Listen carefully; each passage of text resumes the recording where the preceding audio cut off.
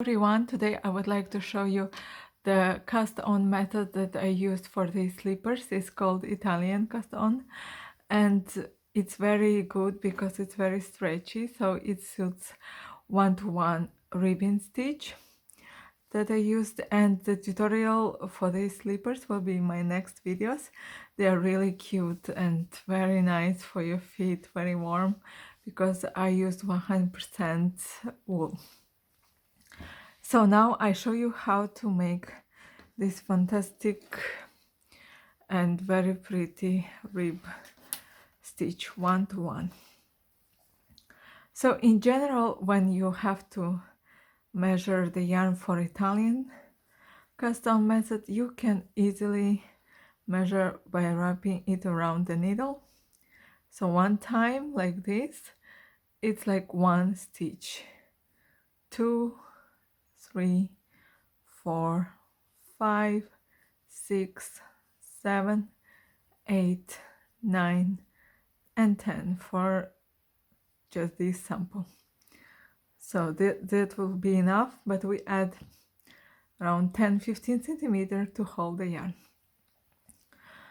Then you can just wrap around the thumb to make the first stitch.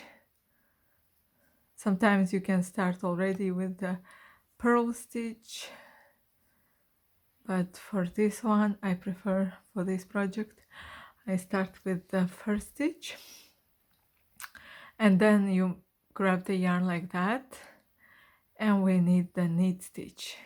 Go under the yarn, second one, this is our knit stitch. Go under, and is our purl stitch. As you see, it got a bump thanks to this yarn. And then we alternate and go back to knit stitch, purl, knit, purl, knit, purl. So it's alternation of knit and purl. That's why it's perfect for one-to-one ribbon stitch. Knit, purl, knit. So let's see how many I got. 2, 4, 6, 8, 10, even 12, but the yarn is too small. Okay, let's keep 12. You can count by pairs, like 2, 4, 6, 8, 10, and 12. So now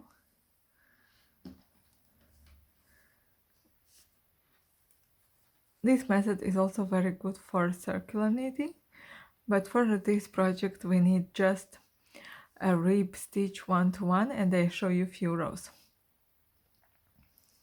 So normally the first stitch I never knit or purl, I just put it on my yarn, on my needle.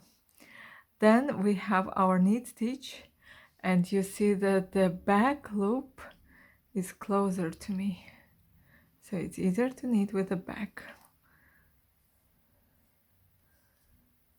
And then the purl stitch, you just put the working yarn in front, and without really purling, you just move the stitch on your needle and keep the yarn like that.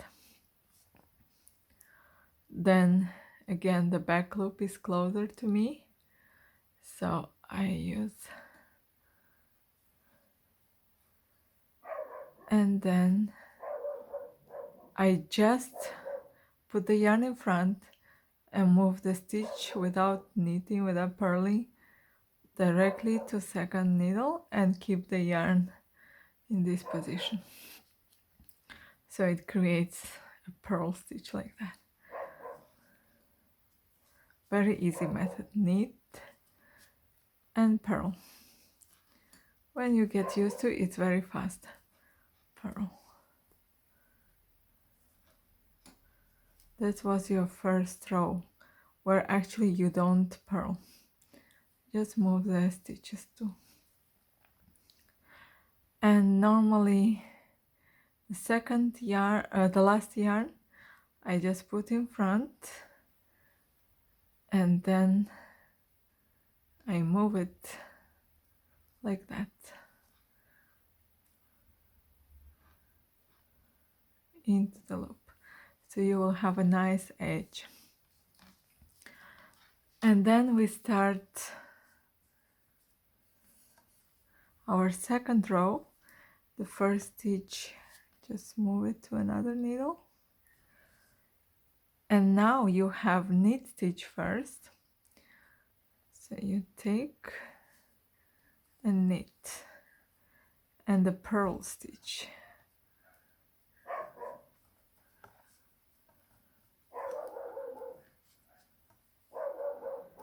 Later you can knit and purl as the way you are used to.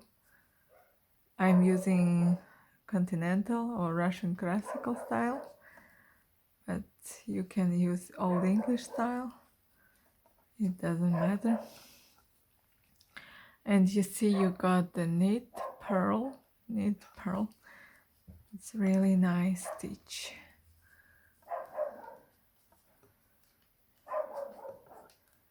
So for ribbing, you always knit where you have the knit stitch, and purl where you have purl. The last one, I just move the yarn inside. That's just for the reason of beautiful edge. So now make few rows more. Don't knit the first stitch. I have knit stitch and I knit, purl, and I purl, knit, knit, purl.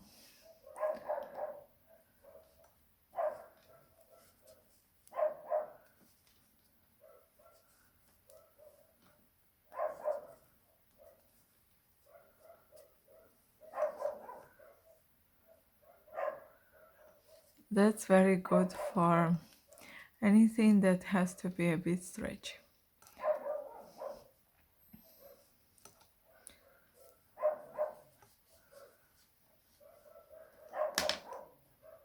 As you can see, it has a real nice edge here. So this method was used for these slippers, and they are very easy to make, and in my next videos I show you how to continue and how to start this project with this cast on method.